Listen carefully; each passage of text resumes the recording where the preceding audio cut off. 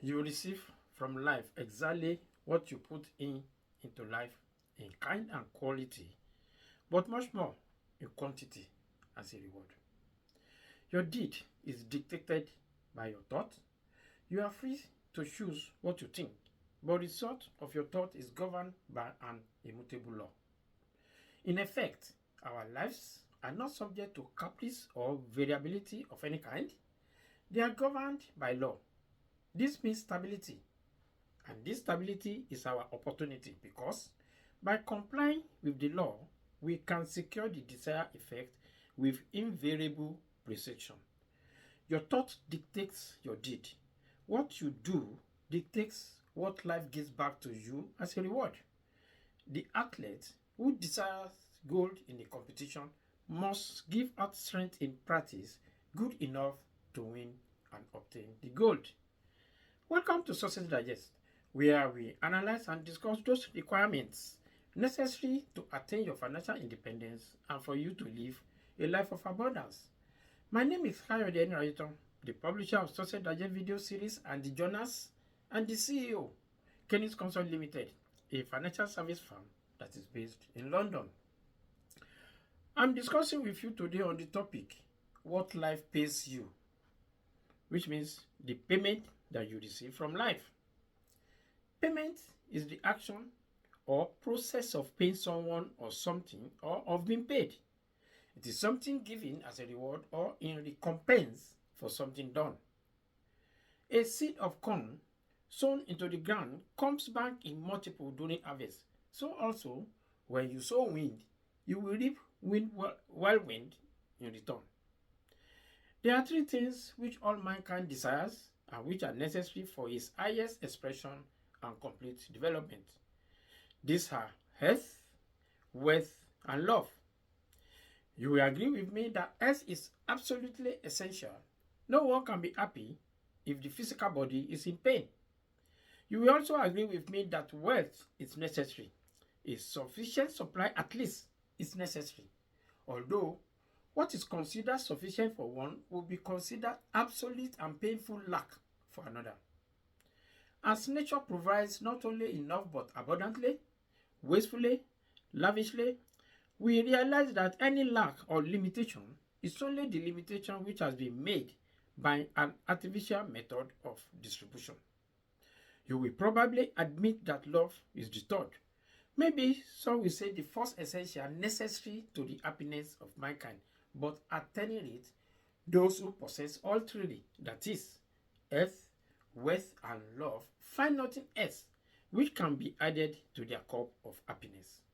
It has been found out that the mechanism whereby there will be abundant supply of all these three is our method of thinking. Every thought sets the brain cells in action. At first, the substance upon which the thought is directed fails to respond. But if the thought is sufficiently refined and concentrated, the substance finally yields and expresses perfectly. This then is the way we are consistently creating and recreating ourselves. We are today the result of our past thinking, and we shall be tomorrow what we are thinking today. The law of attraction is bringing to us not the things we should like or the things we wish for or the things someone else has, but it brings us our own, the things which we have created by our thought processes, whether consciously or unconsciously. Unfortunately, many of us are creating these things unconsciously. What then are the components of our thoughts? They are the result of the impressions which we have accumulated in the past and stored away in our subconscious mentality. If these impressions have been of fear, of worry, of scare, of anxiety, if they have been despondent, negative, doubtful, then the component of our thought today will be the same negative material. Instead of being of value to us, it will be midweaved and rotten. It will bring us only more toil and care and anxiety. We shall be forever busy trying to patch it up and make it appear at least genteel.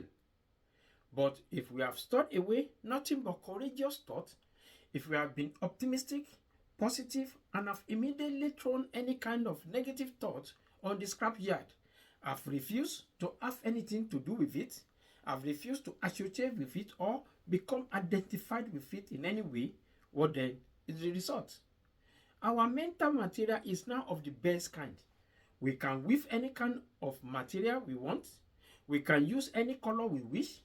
We know that the texture is firm, that the material is solid, that it will not fade. And we have no fear, no anxiety concerning the future.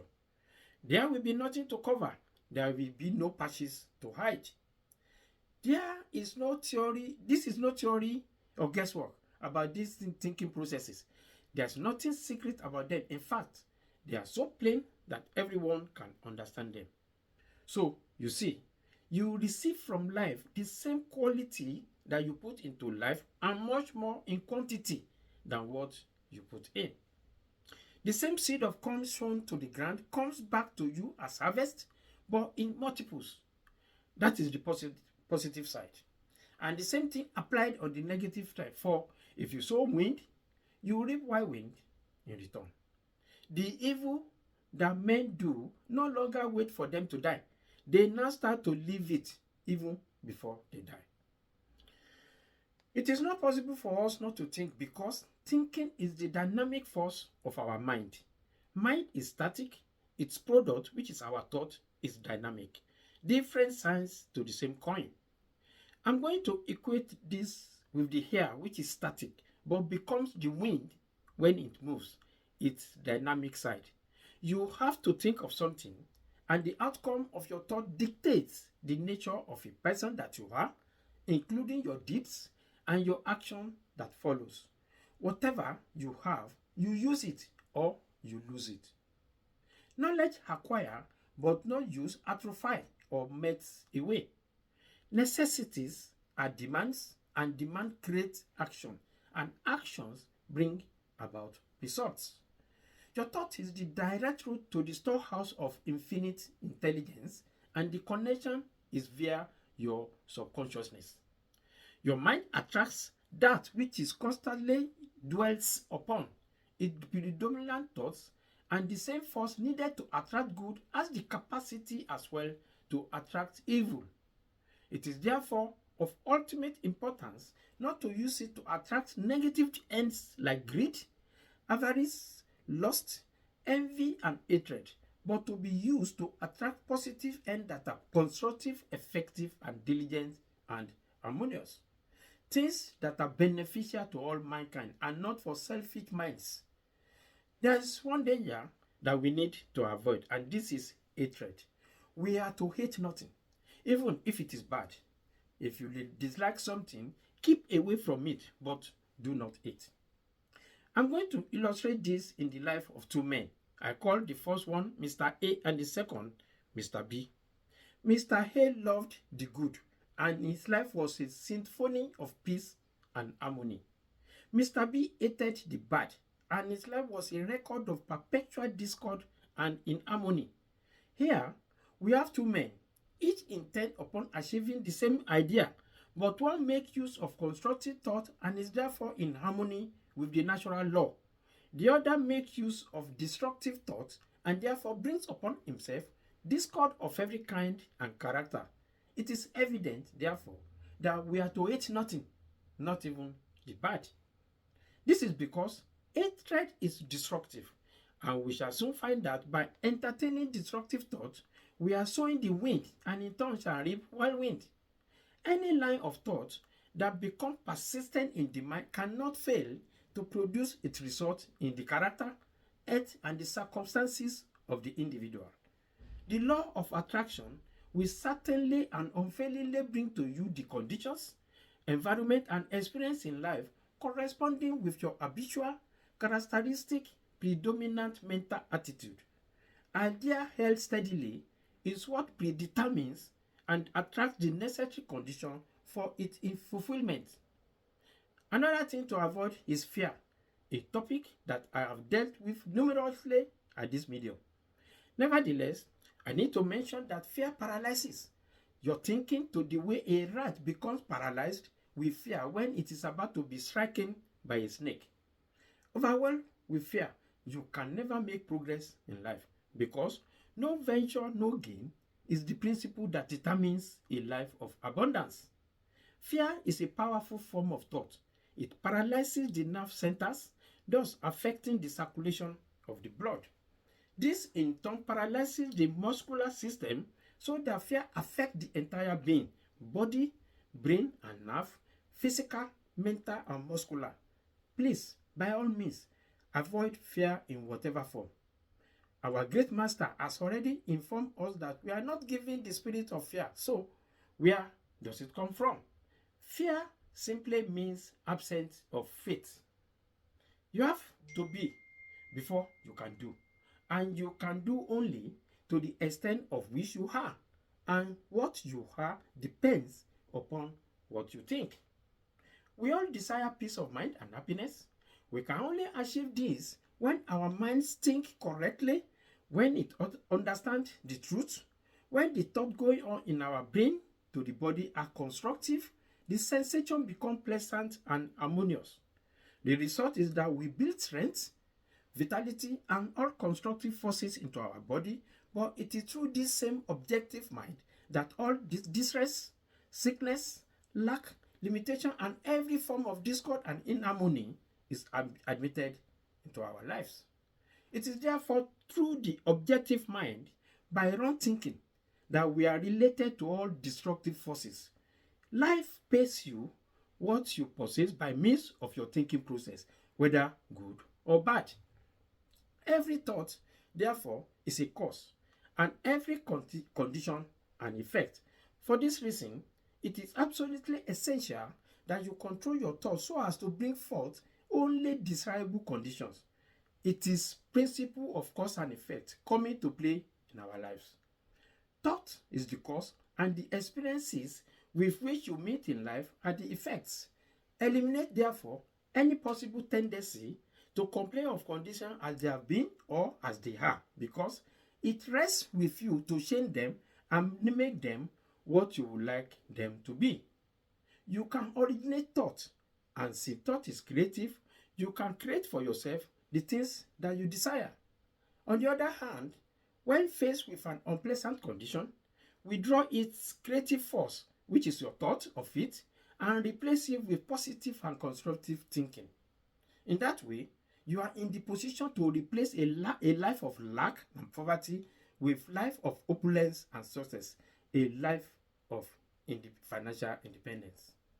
Unfortunately, most people concentrate intently upon unsatisfactory condition, thereby giving that condition the measure of energy and vitality which is necessary in order to supply its vigorous growth. The result is lack and poverty. They never have club. They end up like Job, who said, "What I feared most has finally come upon me." Thought necessarily precedes and predetermines action. Action precedes and predetermines condition. Life pays you exactly what you put into it in quality and much more than what you put in quantity. Again, I have to stop here due to constraint of time. If you would like a one-to-one discussion on this topic or any of my previous videos, please feel free to contact us at Kenny's Consult Limited and allow us to discuss with you more enlightenments and ingredients needed for becoming financially independent. We are the financial experts that specializes in financial management. We will invest your fund on financial instruments for you at the stock exchange and manage it for you thereafter. Let us continue to travel together on this journey of success to the path of wisdom. To be informed is to be transformed, and not to be informed is to be deformed. My name still remains Kayode Enright, and I can be reached on 07427942000 or 07951775255, or better still, visit our website kennisconsultlimited.uk, kennisconsultlimited.uk.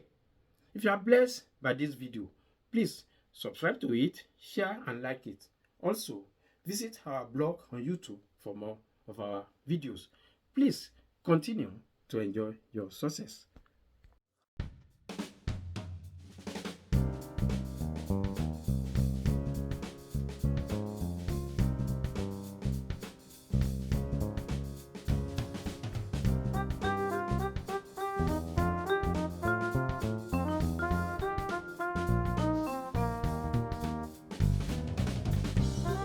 Welcome to Success Digest, where you obtain ingredients for your financial abundance and financial wellness and be fully financially independent. Let us travel together on this our journey of success through the path of wisdom. To be informed is to be transformed. Not to be informed is to be deformed. Success Digest leads you to financial independence.